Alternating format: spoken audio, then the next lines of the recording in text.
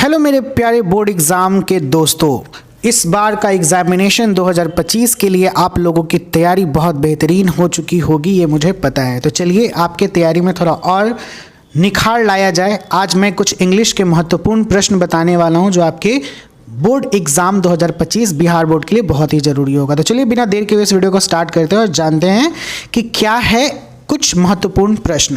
सबसे पहले मैं बात कर रहा हूं कि चैप्टर है द आर्टिस्ट का। इसमें सबसे पहला प्रश्न कहता है dash loved to polish the gourd in classroom, यानी कौन? तो भैया सीबी इस कहानी का सबसे इंपॉर्टेंट कैरेक्टर है। सीबी ही क्लासरूम में गार्ड को पॉलिश करते रहता है, तो इसका ऑप्शन नंबर हो जाएगा बी। सेकेंड नंबर प्रश्न कहता है the type of gourd that appeal to Seibei was, किस प्रकार का गार्ड जो है वो सीबी को पसंद आता था? तो option number C even and symmetrical gourd Seibei को बहुत पसंद आता था। दोस्तों प्रश्न तीसरा कहता है the dash advised Benji to keep hens. ये इस चैप्टर का नहीं है, ये द अर्थ का क्वेश्चन घुसा दिया है इसमें, 2021 में पूछा गया था। तो इसका भी आंसर हो जाएगा ऑप्शन नंबर डी, डॉक्टर। इस चैप्टर के बारे में थोड़ा डिटेल बता दूं। बेंजी थोड़ा दिमाग से हल्का लड़का होता है, उसे समझ में नहीं आता क्या करे, तो उसके पिताजी डॉक्टर के पास जाते हैं, तो डॉक्टर सजेस्ट करता है कि इसे मुर्गी पालने के लिए दे दिया जाए, तो डॉक्टर ही सजेस्ट करता है मुर्गी पालने के लिए। ऑप्शन डी हो जाएगा। दोस्तों प्रश्न चौथा कहता है Shiga Noah is a famous इलेब्रेटेड, यानी फेमस इलेब्रेटेड नहीं सेलिब्रेटेड होगा, सेलिब्रिटी। ये शॉर्ट स्टोरी राइटर के 20वीं सेंचुरी के कहाँ से थे? तो ये जापान से थे, ये जापानीज राइटर थे Shiga Naoya. Option number A हो जाएगा इसका आंसर। क्वेश्चन नंबर पांचवा कहता है Shiga Naoya was born in, Shiga Naoya कब जन्मे थे? तो दोस्तों इसका आंसर हो जाएगा ऑप्शन नंबर बी, 1883। प्रश्न छठा कहता है the artist has been written by, अभी जस्ट मैंने बताया था, option number A Shiga Naoya. सातवां नंबर प्रश्न कहता है द आर्टिस्ट इज अ, तो ये ऑप्शन नंबर ए हो जाएगा, शॉर्ट स्टोरी है। CB is a character of, CB किसका कैरेक्टर है? तो डेफिनेटली ऑप्शन नंबर बी हो जाएगा, द आर्टिस्ट का। प्रश्न नंबर 9वां कहता है which of the following is a short story, इसमें शॉर्ट स्टोरी कौन है? तो यार अभी तो जस्ट रिपीटेड क्वेश्चन था ना, ऑप्शन नंबर बी हो जाएगा द आर्टिस्ट। आई होप कि आप लोग मार भी लिए होंगे। प्रश्न नंबर 10वां कहता है CB had the hobby of, CB का हॉबी क्या था? तो ऑप्शन नंबर सी हो जाएगा, कलेक्टिंग गार्ड सीबी का हॉबी था। ऑप्शन नंबर 11 कहता है CB hobby of collecting guard made his teacher, यानी टीचर को उसको क्या बनाया था? तो भैया इस करतूत से, सीबी के करतूत से टीचर बहुत नाराज था, बहुत उदास था, बहुत ही गुस्सा था, तो इसलिए इसका ऑप्शन नंबर हो जाएगा बी, डिस्प्लीज्ड था। चलिए आगे बढ़ते हैं। चलिए दोस्तों प्रश्न 12 कहता है Shiga Naoya has written the piece, Shiga Naoya ने क्या लिखा है? तो ऑप्शन नंबर बी हो जाएगा, द आर्टिस्ट को लिखा है। प्रश्न 13 कहता है CB was passionately interested in, CB किसमें बहुत ज्यादा दिलचस्पी दिखाता था? तो ऑप्शन नंबर सी हो जाएगा, गार्ड। ये बहुत ही इंपॉर्टेंट है, 2020 और 2021 के एनुअल एग्जाम में पूछे हुए और कई बार ये प्रश्न करता है। प्रश्न 14 कहता है दोस्तों CB laughed all the way home because, CB रास्ते पर हंसते रहा, क्यों?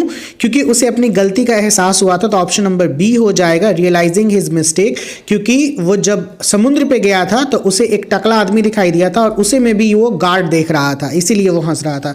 प्रश्न 15 कहता है CB was dash year old at the primary school, यानी सीबी कितने साल का था प्राइमरी स्कूल में? तो भैया इसमें तो कोई ऑप्शन ही नहीं होगा, 2, 3, 4, 5। सीबी दोस्तों सीबी 11 साल का था, 11 ईयर्स ओल्ड था, तो इसीलिए ये ऑप्शन कोई नहीं होगा। तो अगर आपके ऑप्शन होगा 11 साल तो उसे आप लोग मार दीजिएगा। प्रश्न 16 कहता है CB did not appreciated broken guard because, CB को टूटा हुआ गार्ड क्यों नहीं पसंद आता था? क्योंकि उसे ये खूबसूरत नहीं लगता था। ऑप्शन नंबर बी हो जाएगा, it had not real beauty. 17 number प्रश्न कहता है Seibei father work at, Seibei father किस में काम करते थे? तो कारपेंटर शॉप में करते थे। ऑप्शन नंबर सी हो जाएगा। क्वेश्चन नंबर 18 कहता है the next day the teacher gave Seibei confiscated gourd to an old porter who worked in the school is taken from, ये किस लाइन से लिया गया है? तो ये द आर्टिस्ट से लिया गया है। ये लाइन जो है दोस्तों ये द आर्टिस्ट से लिया गया है। प्रश्न नंबर 19 कहता है one day CB was cout red handed by his, किस टीचर से पकड़ा गया था? ये भी बहुत इंपॉर्टेंट प्रश्न है, 2023 का एनुअल एग्जाम में पूछा गया है। ये एथिक्स के टीचर थे, ऑप्शन नंबर सी हो जाएगा इसका आंसर। अगला chapter a child is born है, इससे रिलेटेड एमसीक्यूज क्या क्या एग्जामिनेशन में आएंगे मैं इसके बारे में आज बात करूंगा। अ चाइल्ड इज बॉर्न की लेखिका है जर्मैने ग्रीड, ध्यान रखिएगा। चलिए स्टार्ट करते हैं पहले नंबर प्रश्न से। In a traditional society a woman is known as the mother of the first born child but the West regard it is, ये वेस्ट क्या समझता है? यानी वेस्ट का मतलब पश्चिम में सभ्यता क्या है इसकी? तो दोस्तों प्रश्न नंबर पहला का आंसर हो जाएगा आउटरेजियस, ऑप्शन नंबर सी। दूसरा नंबर प्रश्न कहता है इन बांग्लादेश रूपथोका इज अ, रूपथोका एक फेरी टेल है यानी एक परियों की कहानी है, तो ऑप्शन नंबर सी हो जाएगा।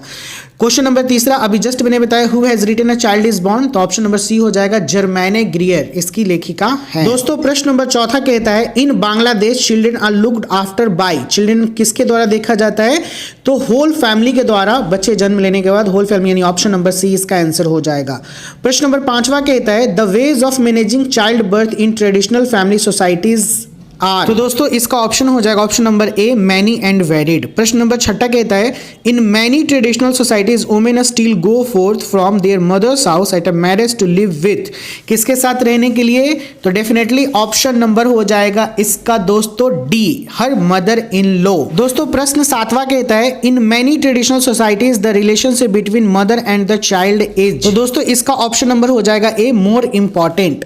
प्रश्न नंबर आठवां कहता है Sylheti women go to stay during the last stage of pregnancy, किसके घर जाती हैं, तो अपने माँ के घर जाती हैं, option number C at her mother's house. प्रश्न नंबर 9 कहता है the reward of pregnancy for a young Sylheti women is, क्या होता है, तो डेफिनेटली बहुत सारी चीजें मिलती हैं, a lot of care and love, option number इसका ए हो जाएगा। दोस्तों थोड़ा कंफ्यूजन दूर करते हुए चले, हालांकि अकॉर्डिंग टू द बुक में दोनों ऑप्शन दिया हुआ है, lots of care and love दोनों फैमिली की तरफ से मिलता है, यानी जो पैटर्नल और मैटरनल, इट्स मीन कहने का मतलब सासू माँ की तरफ से भी, हस्बैंड वाले पार्टी की तरफ से भी और मम्मी वाले की तरफ से भी, लेकिन फर्स्ट टाइम में मम्मी के घर पे जाया जाता है, इट्स मीन अपने मायके जाती हैं, तो option number D gets go to her mother भी हो सकता है इसका ऑप्शन।